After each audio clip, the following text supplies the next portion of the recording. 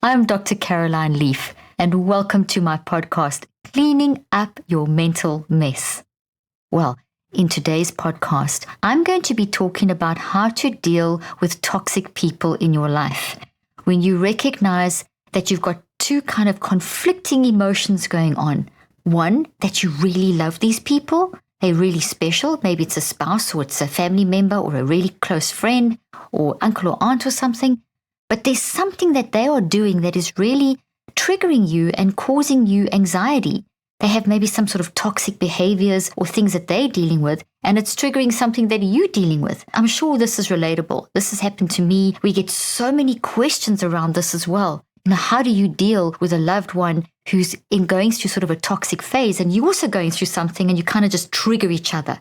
Well, today we're going to be discussing that. But just before we begin, I just want to remind you about my new book, Cleaning Up Your Mental Mess. If you haven't yet got a copy, and you can see I've got all kinds of little dog-eared things over here, little notes in here to show you certain things related to today's podcast. But if you haven't already got your copy, go pick up your copy wherever books are sold. This is where you will really learn the techniques of mind management, getting that mind under control using the Neurocycle for everything that you do. And why do I say everything? Because mind is pretty much everything. When you're dead, your mind doesn't work. When you're alive, your mind is working. So the mind is the difference between being dead and alive. Your mind is your aliveness. Your mind is always with you. You wake up with your mind, you eat with your mind, you get dressed with your mind, you manage those toxic people with your mind, or you don't manage those toxic people with your mind, or you get into toxic situations and they freak you out with your mind, or you manage them with your mind. It's all about mind. And so this is what this podcast and this book is about, is helping you manage your mind in as many different situations as you can. Because cumulatively, unmanaged mind creates tremendous stress on the brain and the body and on our mental health. And I talk about that in this book as well. So pick up your copy. And just before we begin, these podcasts are for educational purposes and not medical. And if you have any medical issues, make sure to consult with the appropriate medical personnel. And now, back to today's episode. Okay, so life is not an either-or game. It's an and game. What do I mean by that? I mean that you can hold two opposing points of view in your mind at the same time. So you can love someone dearly, but at the same time be triggered by them. That's very real. I'm sure you've experienced that. I've experienced that. And it comes with a lot of guilt because we feel, well, I love them, I shouldn't feel this way, and I shouldn't be like this, and it becomes this either-or thing. But you can have an and thing. You can love someone and also be triggered by someone and not feel guilty by that. Not feel shame or condemnation. If you live an either-or life, you're going to be feeling very condemned and shameful and guilty if you feel triggered by them because you keep thinking, well, what's wrong with me? Or you may get very angry with them and then it disrupts your relationship. But it doesn't have to go that way. Instead of looking at life as this either-or, that it's got to be this very distinct, I've got to be this or that, you can look at and. I can love a person and recognize that I am going through something in my life at the moment, and what that person is going through and how they are managing what they are going through is actually triggering me. Doesn't mean you don't love that person. It just means that while you're in that vulnerable place, that person could be a trigger in your life and vice versa. So how do you get it to be an and situation? Because very often what will happen is that you either suppress your emotions and you suppress those feelings, and we don't do that very well because you cannot really hide how you actually are feeling or your internal frustrations because it will come out through quantum physics. It comes out through your mind, which is all that quantum field that I've spoken about, the gravitational fields in and around you, and the thoughts that you built, the actual physical thoughts that you've built towards that person based on what you are going through. And you may try and hide it, but this little toxic thought's generating those photons, and that person is picking up you trying to avoid or trying to maybe not looking them in the eye or just your body movements or just the way you're speaking. They know something's wrong. Guys, you've all experienced this. You know when there's something wrong between you and someone else. you can, we make comments like you can just literally cut the atmosphere and there's this tension. And so you may think that you're dealing with it because you've got this either or mentality. So you don't want to deal with it or face it or talk about it. So you're kind of trying to shove it down and pretend it doesn't exist. But that just increases tension so much that it creates such a problem between you. So how can you deal with something like this? First of all, it's to accept that you can have both opposing thoughts at the same time and emotions. Okay, so you can have two opposing thoughts at the same time. So let's look at it like this. So here is, I love this person. Here's all the wonderful memories with that person, all the great times you've had together. That's the root of the thought tree. And then the tree trunk is the perspective. So the perspective, your interpretation of all your experiences with that person. And the branches are all the thoughts, feelings, and emotions around that person and all the activities, maybe an outing, and that's growing up together, or that's a dinner, that's a party, that's a great discussion. So there's all this great stuff, this great relationship. Now you can have that. And at the same time, here's the same person, but now there's a toxic root, and that toxic experience is what they are going through and how they are managing what they are going through. And that is actually something that you are now seeing and experiencing because you're living with them or you're seeing a lot of them. And that then builds into your brain. And it's now this toxic perspective of how it is affecting your thoughts, feelings, and behavior. And it's triggering. So their behavior is becoming like this toxic thought that is then triggering you to respond in a certain way because you're trying to deal with something. So their behavior is tied in with something that you are dealing with. So it's all in the same root over here, what you're dealing with, and then also what the person is doing, that person that you love. And that's manifesting in this confusion over here that you feel this about yourself, and that as this person is doing this, it's triggering this, which is then activating all of this. And this is now showing up in your life as an increase in affecting your mental health or how you feel about yourself, your physical symptoms in your body. And it just kind of gets worse and worse. Now, you can have those at the same time because in this is also guilt because you've got this memory. So what we need to do is realize it doesn't have to be this or that. It can be both. But the problem is that we don't want to keep this. We want to transform this into a healthy version of this. This, as we know, you've heard me explain before, a toxic thought creates an imbalance in the brain and the body, and the brain and the body are it kind of creates brain damage, and it sets up vulnerability in your brain and your body for increasing chances of disease by 35 to 98% and affects mental health. So we can't keep this. We've got to change it. But it starts with recognizing you can have both. This won't go away if you feel guilt because you keep thinking, but I do love them, but this is conflicting with this. And we've got this thing, I've got to either have this or that. So then we try and just have this and we try and shove this down, but this doesn't go away because this person still has something that's triggering you. So we get this whole big mess. So what do? We've got to, first of all, accept that we can have both emotions and literally tell ourselves it's okay. It's okay to feel triggered and it's okay to love that person. That starts with it. So you've got to gather awareness of how you are feeling about this situation. Gather awareness and ask yourself, am I feeling guilt and condemnation and shame because I'm not supposed to feel like this, but I do because I'm in a bad place and what they're doing is triggering this? Are you feeling that? And then accept that and say, okay, yes, that is how I'm feeling. I am feeling very triggered by this person and I love them at the same time. So because I'm triggered by them, it doesn't mean that I don't love them. It's okay, I do love them. So what I've done there is I've gathered awareness of the big overarching thing of I am being triggered by someone that I love because of an issue I'm going through and because of how they're managing an issue they're going through. I mean, this is just an example. So maybe it's an eating disorder and maybe there's that you battle with eating.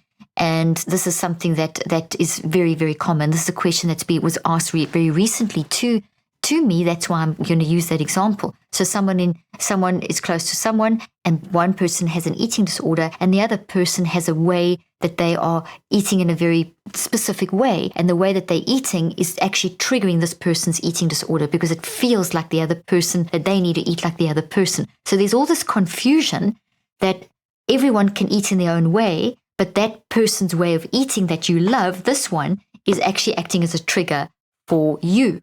So then comes all this guilt and condemnation. So what we've got to do is acknowledge that. So how we deal with this is we do a neurocycle.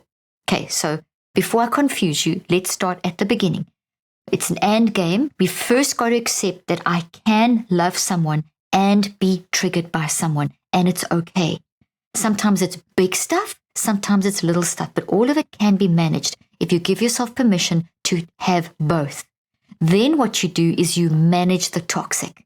Otherwise, the toxic will then become something that you want to suppress because of guilt, shame, and condemnation. So you have to gather awareness of what the and is. Then you have to gather awareness of the detail and become a thought detective to see how can you embrace, process, and reconceptualize this to make it something that's manageable. So let's say, for example, let's start at the top. Let's see what the thought detective work would do. So you're going to, first of all, gather awareness of your emotional warning signals when you are around that person, specifically when it comes to, or when is this triggered? So you gather awareness that you become very anxious when it comes to meal times, okay? So then that's the first thing. So you're anxious when meal times, okay? Then you become, what are your behaviors? Maybe you become withdrawn or snappy or irritable. What are your symptoms in your body? Gut ache, immediate gut ache. What is your perspective? I need to change how I eat. So, or something like that, or I'm bad, or I eat too much, or something like that. So you gather awareness of those. Then you go to reflect and you start asking yourself, okay, why am I feeling like this? Specifically, why is that person making me feel like this? When? How often? Where? So you get into the reflect stage as you do the ask, answer, discuss to get to the detail of it. You then write that down in the form of a metacog. And a metacog, as I've told you before, if you've listened to my podcast, is a way of organizing information that really digs down deep, helps you introspect and find the reasons why you are battling with whatever you're battling with. It really gets your brain working well, and it integrates the two sides of your brain, and it increases the mind-brain-body into action, which is what you want. I explain exactly how to do a metacog in this book, okay? So then you write that down, and it's the third step where you're writing. You write in a very messy way. Just pour your thoughts on paper. Doesn't matter what you say. No one's going to look at that except you. That's your own private thing. Get it out. Just pour out the words. Let them just come out in a big jumble. Then in the recheck phase, that is where you can get nice and organized. The recheck is to see, okay, let's have a look at the patterns here. I'm getting triggered by this person when I eat alone with them, and when they eat in a specific way. And it's definitely related to the fact that I have an eating disorder, and the eating disorder is from worrying about getting fat because of being teased as a child, whatever. So in the recheck, you start seeing that kind of thing. You start seeing the roots. So then you say, how often does it happen? Where does it happen? When does it happen? So you start looking for the patterns and the triggers. And then you get to the active reach, which is a little action step to help you to say, well, how am I going to manage it? How am I going to manage this? I'm living with this person, or I see them often. Maybe what I should do is when it comes to meal times, either I don't eat with them, or when I do eat with them, to make sure that there's another person who's a neutralizing agent in the situation. And that would be a little action step. Those 5 steps you can do in the moment to manage the moment, but you're not going to get all that, what I've just got to, in just a quick 1 5-step cycle done in maybe 2 minutes or something. You need to spend the time working through that process. So you need to then commit to doing the 5 steps daily for 21 days, where you would spend around 15 to 45 minutes. And each day, a little bit more will be revealed as to why you are battling with eating. What's the cause of your eating disorder? And why is that person such a trigger in your life? And so as you get to day 21, you start in that process, you are deconstructing this, going through the 5 steps each day discovering a little bit more. You're not going to solve it all in one day. Each day, by day 21, you would have taken all the energy away from this tree, deconstructed it, and now in this tree, which is the person that you love, you've built into this tree over here, and maybe another green tree next to it, of the reason why you battle with eating and the reason why that they trigger you, and recognizing what the antidote is to that trigger. And it may be having a conversation with that person, explaining how you feel. But you can't change the person. You have to change yourself. You have to recognize the trigger and you have to change yourself. You're not responsible for that person's emotions. You can't change their emotions. So by doing the systematic process of analyzing this over a period of 21 days, you're going to have deconstructed and reconstructed to the point where you'll recognize why you battling and why they're such a trigger. And in that process, by day 21, you would have got a lot of active reaches, maybe 5 or 6 or 21. You may have 21 different active reaches over each day, which will then maybe be coordinated into 1 or 2 or 3 that you can then talk to that person and have a conversation with that person where you maybe just have to set up a few boundaries and just say, I'm going through this at the moment. I know it's not your fault, but I am triggered by you and I'm working through this and I've got this under control and this is what I've discovered and this is what I'm going to do, but it's not you that I'm cross with. I love you.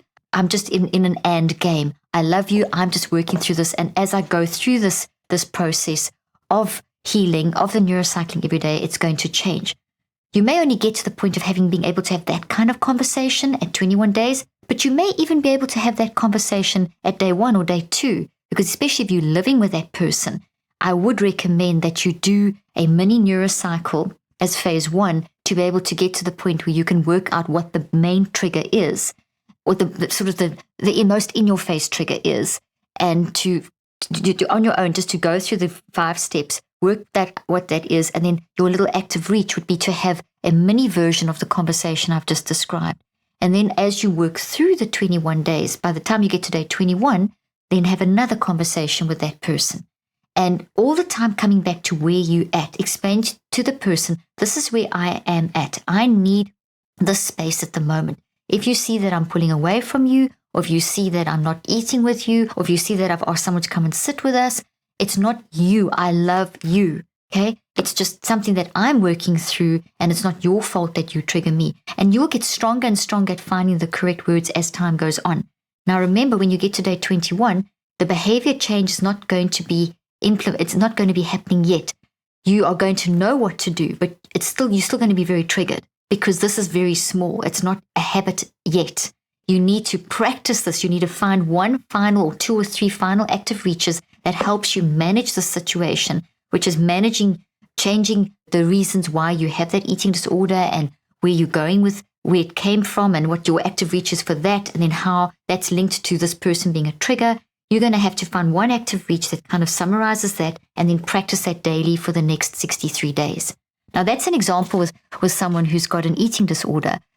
That's an example. But maybe it's someone who you feel like they're very toxic. They upset you a lot. Maybe they're too loud, or they yell too much, or they get very irritated very quickly. And that really upsets you. And they overtalk you in meetings or something like that, or they shut you down or something like that. And that is, so you love them, but their toxic behavior is towards you, is upsetting you. Now, I have to stress here that how anyone shows up, whether it's the person doing the snapping or the person activating, being a trigger for your eating disorder, the way they show up has a reason too. So if we approach this whole thing with toxic people as the way we all show up has a reason, and if we can reasonably and very kindly acknowledge, hey, this is where I'm at the moment. I've gathered awareness. I've done my little neurocycle. My active reach is to say, this is where I'm at the moment. And I need this kind of space because it's not your fault that you do this, but it's affecting me like this. So I need the space to be able to work out how to deal with this and how to manage it. It may just be that you need those 21 days to build up the courage to confront that person who is actually maybe yelling at you and doesn't want to recognize that they're yelling at you. A lot of times people can be very toxic, and if you approach them and you tell them that they are being maybe nasty or very angry or yelling or getting very irritated or triggering you in, maybe they are boastful or there's something that they're doing that is triggering you, and you confront them in a very direct way, it could be that it creates more problems. So this is why I'm saying come at it with an and/or game. Recognize that you love, give yourself permission to love them, and to recognize their behavior as a trigger, and maybe their behavior isn't acceptable and does need boundaries, and that may be the active reach you get to, is that you need to set boundaries. But to accept, first of all, that you can love a person and you can be you can be toxically activated by that person or triggered by that person, and that you need to be able to manage it for yourself first. Keep yourself in a mental space that is healthy before you just basically react to them. In other words, you're going to train yourself to be a responder.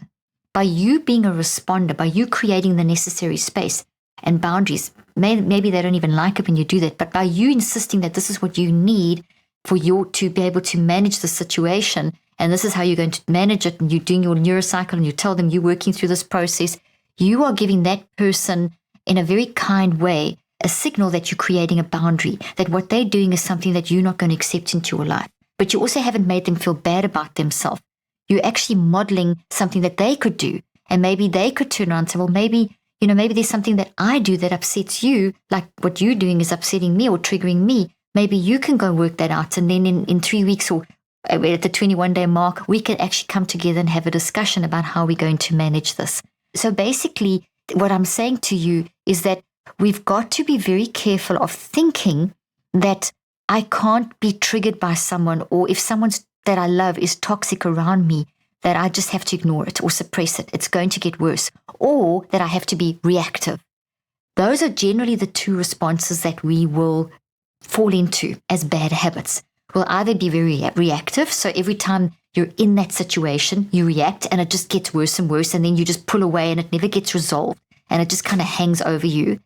Or you push it down and suppress it, and then that starts affecting your mental health, and then it gives the other person the wrong signal because now you're enabling them. Maybe that behavior that they are that's triggering you is pretty toxic and could be triggering other people as well. And if it's toxic, it's hurting them. And then you're enabling them and they continue that. So it's not healthy either way. I must tell you that doing this and game and doing what I'm saying is uncomfortable. It is painful.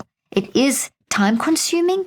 It isn't easy. It's not, there could be a few little blow-ups. And that's why key to doing this is being very open with your communication, being very kind, and falling back on a system, saying, hey, let's neurocycle this together. We love each other. Keep coming back to, we love each other and we're triggering each other. Let's try and work out why we're triggering each other. What is it about me that I'm being triggered by you? And what is it about you that you're being triggered by me? So it becomes one of not a blame game. It becomes one of a mutually recognizing that we can love each other and be triggered, but let's mutually work out why we're doing this to each other so that we can move towards improving our relationship. So in conclusion, or in summary of what we've been saying, life is an and game where it is very normal to have opposing ideas at the same time. Like you can have another example of this would be you can have two people in the same family with totally different political views. I mean, that's something that people write to us often about, especially in the current climate.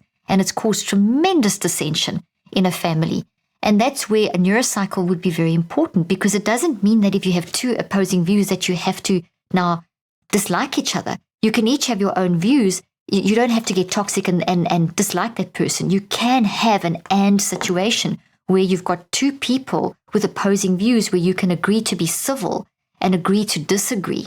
And that's where the systematic approach of using a neurocycle to work out how you're going to manage this. You can even do it together. Okay, we've got these two opposing views. When you bring it up, these are my emotional warning signals, my physical warning signals, my behavioral warning signals. When you bring it up, this is your emotional, physical, behavioral.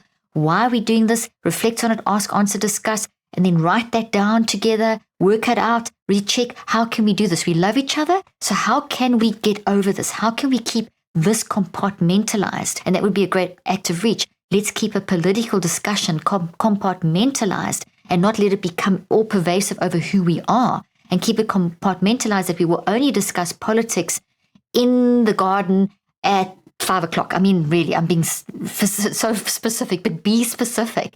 And then the rest of the time, be in that relationship with each other. But if it's so contentious that you can't agree, don't try and be like battering rams at each other. Then that's just two toxic issues. A fight, it's just going to increase toxicity, and then this love gets suppressed and it gets overridden. And this is whatever you think about the most will grow. You must think of the and part. Think of the and part. You love that person. There's an opposing political view, or there's an opposing view about a life philosophy, or there's an opposing view about people that you like and don't like.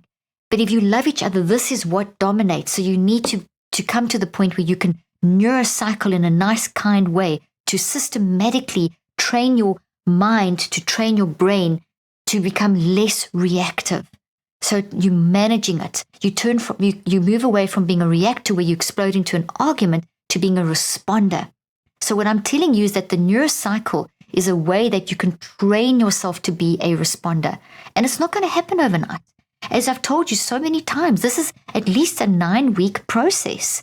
And each day it's going to get better and better. But if each of you have agreed to the end game, I love you and I am triggered by you, but I'm going to work on why you're showing up like that, and I'm going to work on why I'm showing up like that, and we're going to work towards how can we coexist in love and agree to disagree. And that would be your active reaches.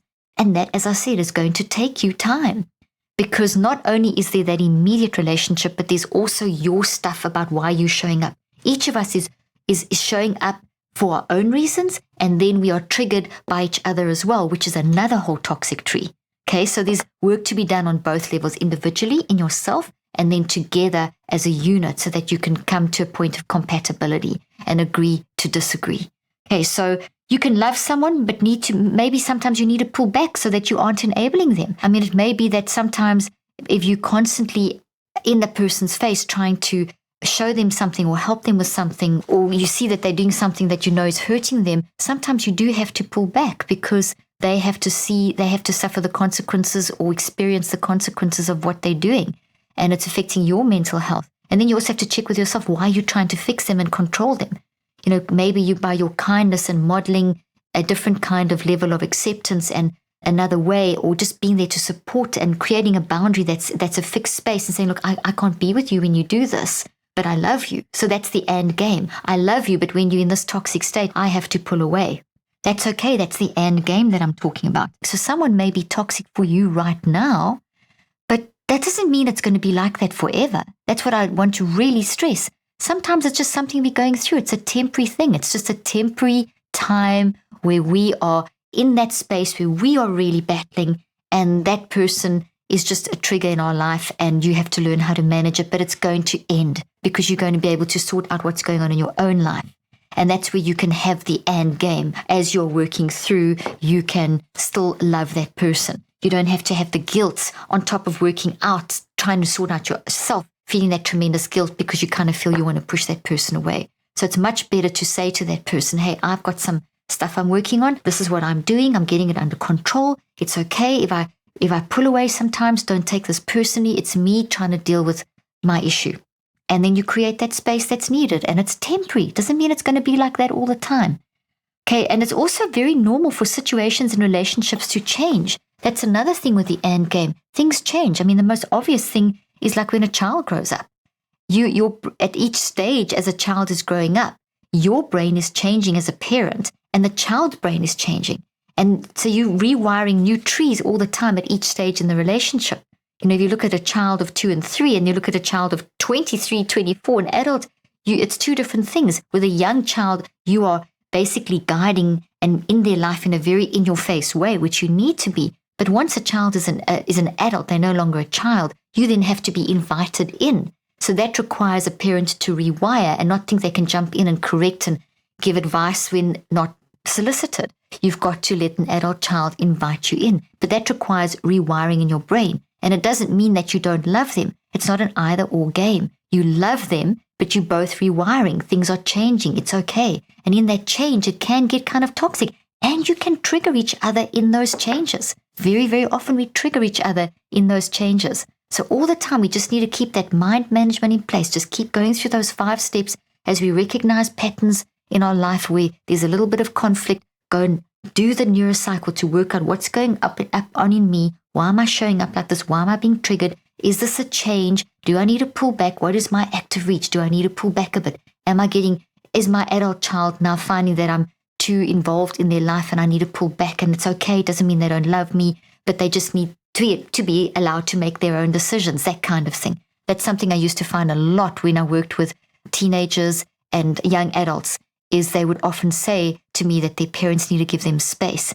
Young teenagers would say, I want my parents just to be with me, not tell me what to do, but just to listen to me, to hear me, to just listen. A younger child, up until the age of sort of 12, is wanting to be guided, show me. So it's goes from show me to listen to me to I'll ask you when I need you. And each of those is not an and or game. It's still the love is there. And you can be triggered by your child pushing you away, but you can still love them. So you need to look at why you're being triggered. And then you can see, okay, I'm going through a change. I'm rewiring so I can make it a positive change. It can be very painful. You may recognize you need to reduce proximity to a toxic person or situation. You need, if possible, sometimes you may need to physically remove yourself from that toxic person if it's possible. Maybe go and stay with a friend for a while if you live in the same home, or make some kind of plan that you, in the same home, that you create boundaries and space so that you're not in each other's face 24/7, that you create space. But it's got to be an agreed upon thing. You can't just pull away or that person's going to get very confused. You need to be very clear on explaining why, that you love them, but you're being triggered, and therefore you want to work out why you're triggered, and you want to create this boundary while you go through the process of healing. You do need parameters so that the space doesn't become avoidance. That's another point I've made that I wanted to bring up, because we can get to the point where you say, okay, I'm for a while now, I'm not going to be that connected with you.